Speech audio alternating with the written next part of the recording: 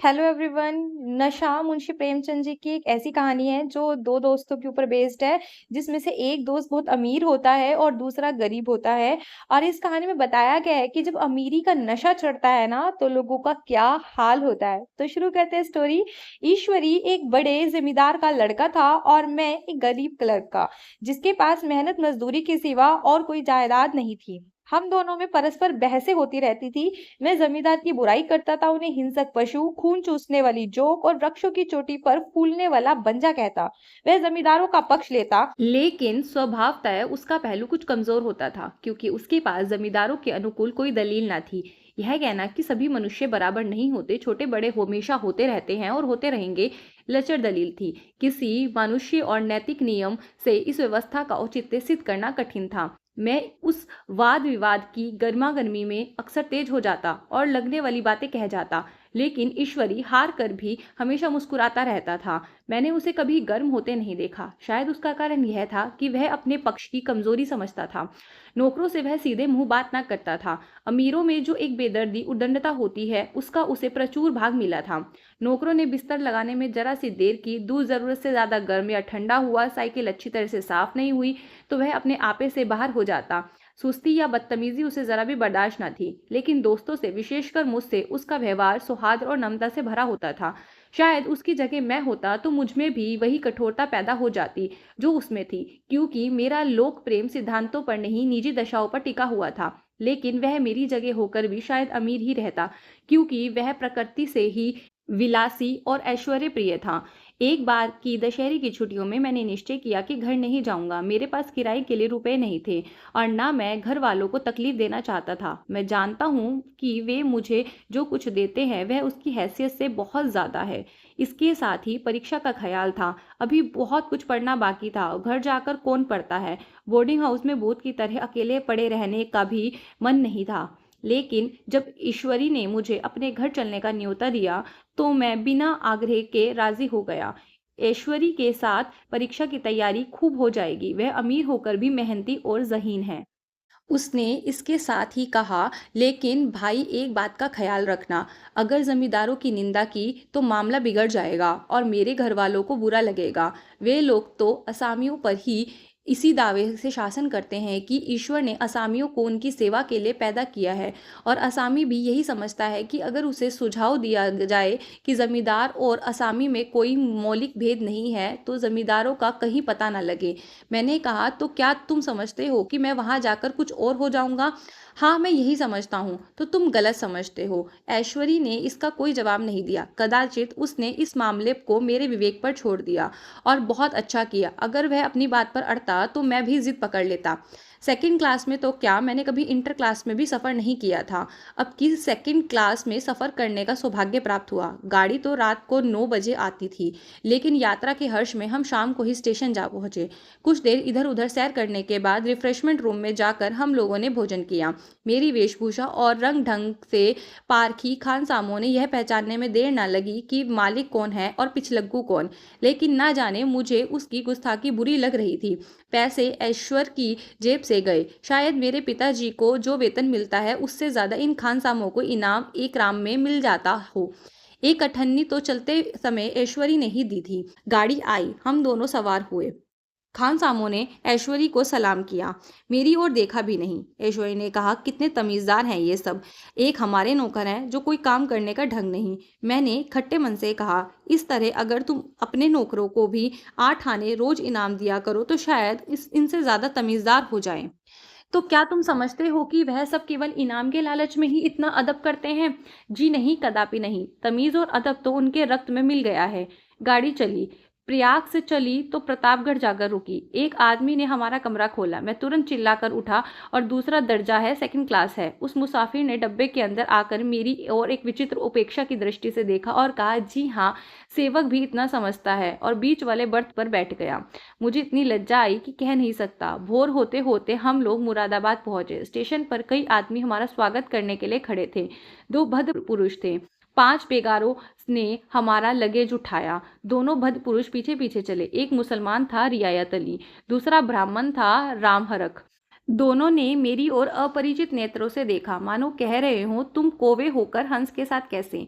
रियायत अली ने ईश्वरी से पूछा, यह बाबू साहब क्या आपके साथ पढ़ते हैं? ईश्वरी ने जवाब दिया, हाँ, साथ पढ़ते भी हैं, साथ रहते भी हैं। यूं कहिए कि आप की बदौलत मैं इलाहाबाद पढ़ा हूँ, नहीं तो कब का लखनऊ चला आया होता। अब की मैं इससे घसीट लाया। इसके घर से कई तार आ चुके थे, लेकिन मैंने इनकारी जवाब दिलवा दिए। आखिरी तार तो अर्जेंट था, जिसकी फीस 4 आने प्रति शब्द थी, लेकिन यहाँ से भी उसका जवाब इनकारी हो गया। दोनों सज्जनों ने मेरी ओर चकित नेत्रों से देखा, आतंकित हो जाने की चेष्टा करते हुए जान पड़े। रियायत अली ने अर्धशंका के स्वर में कहा, लेकिन आप बड़े सादे लिबास में रहते हैं। ईश्वरी ने शंका निवारण की, महात्मा गांधी के भक्त हैं साहब, खद्दर के सिवा कुछ पहनते ही नहीं, पुराने सारे कपड़े जला डाले। यूं कहो कि राजा हैं, 2.5 लाख सालाना की रियायत है, पर उस आपकी मूरत देखो, मालूम होता है कि अभी अनाथालय से पकड़ कर लाए हैं।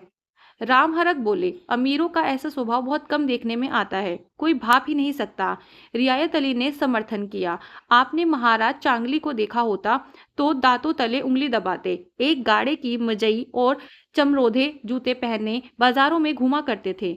सुनते हैं एक बार बेगार में पकड़े गए थे, उन्हीं ने 10 लाख से कॉलेज खुलवा दिया। मैं मन में कटा जा रहा था, पर ना जाने क्या बात थी कि यह सफ़ेद झूठ उस समय मुझे हास्यास्पद ना जान पड़ा। उसके प्रत्येक वाक्य के साथ मानो मैं एक कल्पित वैभव के समीपतम आता जाता था। मैं शहसवार नहीं हूँ। हाँ, लड़कपन में मैंने कई बार लद्दू घोड़ों पर सवार हुआ हूँ। यहाँ देखा तो 2 कलाराज घोड़े हमारे लिए तैयार खड़े थे।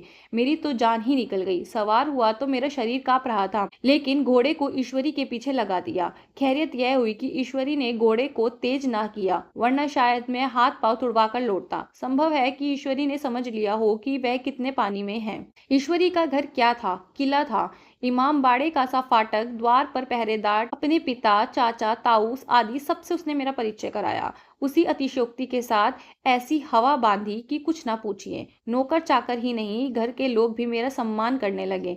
देहात के जमींदार लाखों का मुनाफा, मगर पुलिस कांस्टेबल को भी अफसर समझने वाले कई महाशय तो मुझे हुजूर हुजूर कहने लगे।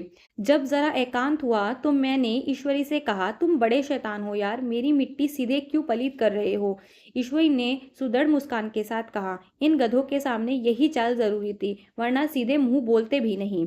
कुछ देर बाद एक नाई हमारे पाँव दबाने आया। कुंवर लोग स्टेशन से आए हैं, थक गए होंगे। ईश्वरी ने मेरी ओर इशारा करके कहा, पहले कुंवर साहब के पैर दबाओ। मैं चारपाई पर लेटा हुआ था। मेरे जीवन में ऐसा शायद ही कभी हुआ हो कि किसी ने मेरे पाँव दबाए हों।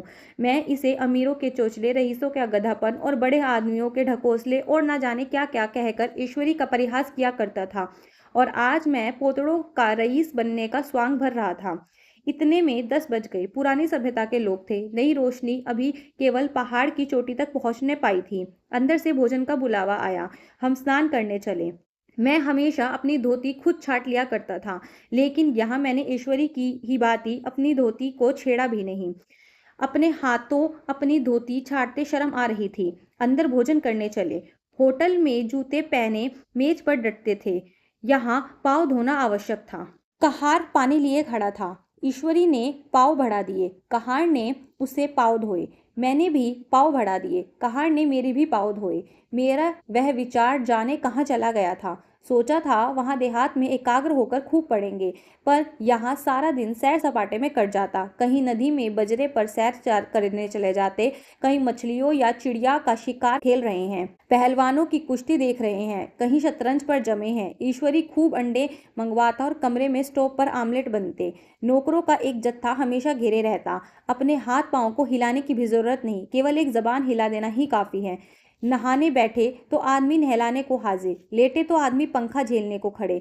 मैं महात्मा गांधी का कुंवर चेला मशहूर था। भीतर से बाहर तक मेरी धाक थी।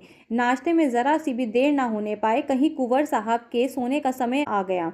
मैं ईश्वर से भी ज़्यादा नाजुक दिमाग बन गया था, और या बनने पर मजबूर हो गया था। ऐश्वर्य अपने हाथ से बिस्तर बिछा ले, लेकिन कुंवर मेहमान अपने हाथों से कैसे अपना बिछावन बिछा सकते हैं? उनकी महानता में बट्टा लग जाएगा। एक दिन सचमुच यही बात हुई। ऐश्वरी घर में थे। शायद उनकी माता से वह कुछ बातचीत करने में उन्हें देर हो गई। यहाँ 10 बज गए। मेरी आंखें नींद से झपक रही थी, मगर बिस्तर कैसे लगाऊं? कुंवर जो ठहरा। कोई 11:30 बजे मेहरा आया। बड़ा मुंह लगा नौकर था। घर के धंधों में मेरा बिस्तर लगाने से उसे सुधि ना रही। अब जो याद आई तो भागा हुआ आया। मैंने ऐसी डांट लगाई कि उसने भी याद किया होगा। ऐश्वरी मेरी डांट सुनकर बाहर निकला और बोला, तुमने बहुत अच्छा किया। यह सब हरामखोर इसी व्यवहार के योग्य हैं। इसी तरह ऐश्वरी एक दिन एक जगह दावत में गया हुआ था। शाम हो गई, पर लैंप न जला। लैंप मेज पर रखा हुआ था। दिया सिलाई भी वही थी, लेकिन ऐश्वरी खुद कभी लैंप नहीं जलाता तो कुंवर साहब कैसे जलाएं? मैं झुंझला रहा था। समाचार पत्र आया रखा था।